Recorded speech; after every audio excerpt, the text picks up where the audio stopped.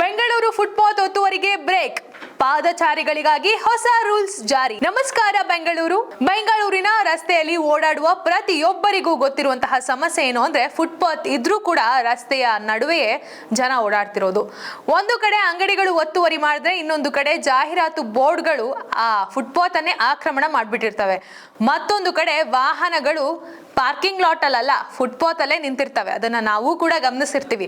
ಇದರಿಂದ ಪಾದಚಾರಿಗಳು ಫುಟ್ಪಾತ್ ನಲ್ಲಿ ಬಿಟ್ಟು ರಸ್ತೆಯ ಮಧ್ಯದಲ್ಲೇ ಓಡಾಡುವಂತಹ ಸಮಸ್ಯೆಗಳು ಎದುರಾಗ್ತಿದೆ. ಇದರ ಪರಿಸ್ಥಿತಿಯಿಂದ ಎಷ್ಟೊಂದು ಅಪಘಾತ ಅವಘಡಗಳು ನಡೆದಿದ್ದಾವೆ. ಇನ್ನ ವಾಹನಗಳು ರಸ್ತೆ ಮೇಲೆ ಓಡಾಡುವಂತಹ ವಾಹನಗಳಿಗೂ ಈ ಒಂದು ಸಮಸ್ಯೆಗಳು ಅಂದ್ರೆ ಜನಗಳನ್ನ ನೋಡ್ಕೊಂಡು ರಸ್ತೆಯಲ್ಲಿ ಓಡಾಡುವಂತಹ ವಾಹನಗಳಿಗೂ ಸಹ ತುಂಬಾ ಸಮಸ್ಯೆ ಆಗ್ತಿತ್ತು. ಇದಕ್ಕೋಸ್ಕರ ನಮ್ಮ ಗ್ರೇಟರ್ ಬೆಂಗಳೂರು ಒಂದು ಮಹತ್ವದ ನಿರ್ಧಾರವನ್ನ ತೆಗೆದುಕೊಂಡಿದೆ. ಇದಕ್ಕೆ ಬ್ರೇಕ್ ಆಗ್ಬೇಕು ಅಂತ ಹೇಳಿ ಒಂದು ವಿಶೇಷವಾದಂತಹ ಅಭಿಯಾನವನ್ನ ಪ್ರಾರಂಭ ಮಾಡಿದೆ. ನಗರದ ಸುಮಾರು 2000 ಕಿಲೋಮೀಟರ್ ರಸ್ತೆಗಳಲ್ಲಿ ಆದ್ಯತೆಯನ್ನ ತೆಗೆದುಕೊಂಡು ಸುರಕ್ಷಿತ ಪಾದಚಾರಿ ಅಭಿಯಾನ ಆರಂಭಿಸುವಂತೆ ಗ್ರೇಟರ್ ಬೆಂಗಳೂರು ಪ್ರಾಧಿಕಾರದ ಸಚಿವರಾದಂತಹ ಅಂದ್ರೆ ನಮ್ಮ ಬೆಂಗಳೂರು ನಗರಾಭಿವೃದ್ಧಿ ಸಚಿವರಾದಂತಹ ಕೃಷ್ಣ ಬೈರೇಗೌಡರು ಸೂಚನೆಯನ್ನ ಹೊರಡಿಸಿದ್ದಾರೆ. ಆರ್ಟಿರಿಯಲ್ ಮತ್ತು ಸಬ್ ಆರ್ಟಿರಿಯಲ್ ರಸ್ತೆಗಳಲ್ಲಿರುವಂತಹ ಫುಟ್ಪಾತ್ ಒತ್ತುವರಿಗಳನ್ನ ತೆರವು ಮಾಡುವ ಕ್ರಮವನ್ನ ಕೈಗೊಳ್ಳಲಾಗ್ತಿದೆ. ಒತ್ತುವರಿ ಮಾಡಿಕೊಂಡಿರುವವರಿಗೆ ಜುಲೈ 1ರವರೆಗೆ ಗಡುವು ನೀಡಲಾಗಿದೆ. ಅಂದ್ರೆ ಇನ್ನ ಒಂದು ವಾರವಷ್ಟೇ ನಿಮಗೆ ಗಡುವು ಇದೆ. ಏನಾದ್ರೂ ಫುಟ್ಪಾತ್ ನ ಇನ್ನ ತೆರವು ಮಾಡಲಿಲ್ಲ ಅಂದ ಪಕ್ಷದಲ್ಲಿ 250 ರೂಪಾಯಿಂದ 10,000 ರೂಪಾಯಿವರೆಗೂ ದಂಡ ವಿಧಿಸುವಂತಹ ಸಾಧ್ಯತೆ ಇದೆ. ಅಷ್ಟೇ ಅಲ್ಲ, ಇನ್ ಕೇಸ್ ಏನಾದ್ರೂ ಜಾಹೀರಾತು ಫಲಕಗಳೇನಾದ್ರೂ ಅವರಿಗೂ ಸಹ ದಂಡ ವಿಧಿಸಲಾಗ್ತದೆ. ಇನ್ನ ಅಂಗಡಿಗಳು ಫುಟ್ಪಾತ್ ಒತ್ತುವರಿ ಏನಾದ್ರೂ ಮಾಡ್ಕೊಂಡಿದ್ದಾರೆ ಅಂತ ಗೊತ್ತಾದ್ರೆ ಅಂಗಡಿಗಳ ಪರವಾನಗಿಯನ್ನೇ ರದ್ದು ಮಾಡುವಂತಹ ಕ್ರಮ ಸಹ ತೆಗೆದುಕೊಳ್ಳಲಾಗ್ತದೆ. ಅದನ್ನ ಗಮನದಲ್ಲಿಟ್ಕೊಂಡು ನೀವು ಮುಂದಿನ ಕೆಲಸಗಳನ್ನ ಈಸಿಯಾಗಿ ಮಾಡ್ಕೊಂತಾ ಹೋಗಿ. ಇನ್ನ ಒಂದು ವಾರ ಗಡುವು ಇದೆ ನಿಮ್ಗೆ.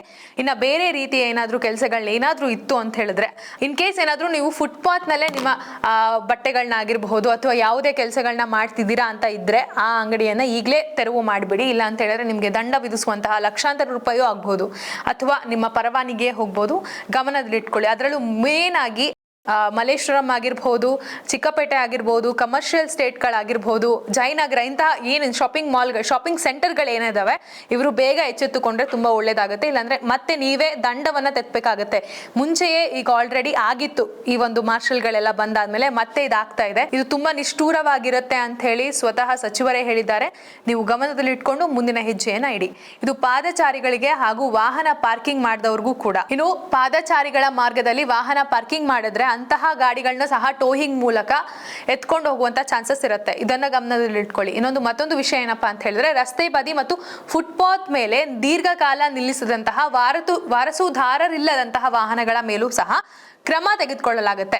ಇನ್ನು ಜುಲೈ 1ರಿಂದ ಅಂತಹ ವಾಹನಗಳಿಗೆ ಸ್ಟಿಕ್ಕರ್ ಅಂಟಿಸಿ ನೋಟಿಸ್ ನೀಡಲಾಗ್ತದೆ. ಜುಲೈ 10ರ ಒಳಗೆ ತೆರವು ಮಾಡದಿದ್ದರೆ ಆ ವಾಹನಗಳನ್ನ ತೆರವು ಮಾಡಿ ಹರಾಜು ಮಾಡುವ ಪ್ರಕ್ರಿಯೆ ಸಹ ಆರಂಭವಾಗ್ತದೆ. ಹುಷಾರಾಗಿರಿ, ಇದನ್ನ ಗಮನದಲ್ಲಿಟ್ಕೊಳ್ಳಿ. ಇದಿಲ್ಲ ಅಂತ ಹೇಳಿದ್ರೆ ಇನ್ನೊಂದು ಮುಖ್ಯವಾದಂತಹ ವಿಚಾರ ಏನಪ್ಪಾ ಅಂತ ಹೇಳಿದ್ರೆ ಸಿಗ್ನಲ್ ನಿಂದ 75 ಮೀಟರ್ ಒಳಗೆ ಬಸ್ ನಿಲುಗಡೆ ಇರಬಾರ್ದು.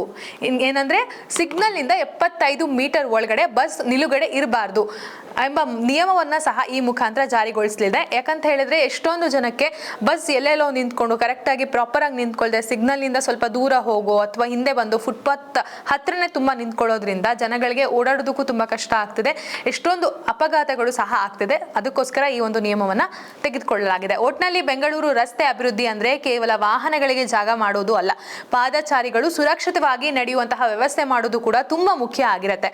ಆದ್ರೆ ಈ ನಿಯಮಗಳು ನಿಜವಾಗಿಯೂ ಎಲ್ಲರೂ ಸಮಾನವಾಗಿ ಅನ್ವಯವಾಗುತ್ತಾ ಅಥವಾ ಮತ್ತೆ ಕೆಲವು ದಿನಗಳ ನಂತರ ಒತ್ತುವರಿ ಮುಂದುವರಿಯುತ್ತಾ?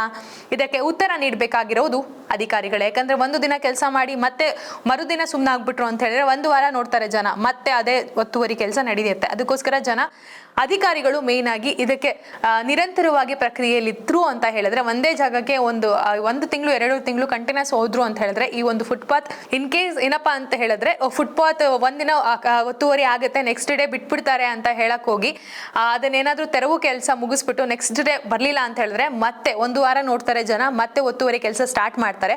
ಅದಕ್ಕೋಸ್ಕರ ಅಧಿಕಾರಿಗಳು 2 ತಿಂಗಳುಗಳ ಕಾಲ ಅದೇ ಜಾಗದಲ್ಲಿ ಒತ್ತುವರಿ ನಡೀತಿದ್ಯಾ ಇಲ್ವಾ ಅಂತ ಹೇಳಿ ಸರಿಯಾಗಿ ಗಮನದಲ್ಲಿಟ್ಕೊಂಡು ಒತ್ತುವರಿ ಕೆಲಸವನ್ನ ಸಂಪೂರ್ಣವಾಗಿ ನಿಲ್ಲಿಸಿದ್ರೆ ಸಾರ್ವಜನಿಕರಿಗೆ ಫುಟ್ಪಾತ್ ಲಭ್ಯವಾಗುತ್ತೆ, ಅಪಘಾತಗಳು ಕೂಡ ಕಡಿಮೆ ಆಗುತ್ತೆ, ಇದು ಎಷ್ಟೊಂದು ಜನಗಳಿಗೂ ಕೂಡ ಉಪಯೋಗ ಆಗುತ್ತೆ. ಇದಕ್ಕೆ ನಿಮ್ಮ ಅಭಿಪ್ರಾಯವೇನು ಅದನ್ನ ಕಮೆಂಟ್ ಮಾಡಿ ತಿಳಿಸಿ. ನಮ್ಮ ಇದೇ ರೀತಿಯ ಮಾಹಿತಿಗಾಗಿ ನಮ್ಮ ಪ್ರಜಾಕಿರಣ ವಾಹಿನಿಯನ್ನ ಫಾಲೋ ಮಾಡ್ತಾ ಇರಿ, ಸಬ್ಸ್ಕ್ರೈಬ್ ಮಾಡಿ. ನೀವು ಯಾವ ರೀತಿಯ ಮಾಹಿತಿಯನ್ನ ತಿಳ್ಕೊಳ್ಬೇಕು ಅಂತ ಆಸೆ ಪಡ್ತೀರಾ ಅದನ್ನ ಕಮೆಂಟ್ ಮಾಡಿ. ಈ ವಿಷಯ ಎಲ್ಲರಿಗೂ ತಲುಪುವವರೆಗೆ ಶೇರ್ ಮಾಡಿ. ಧನ್ಯವಾದ.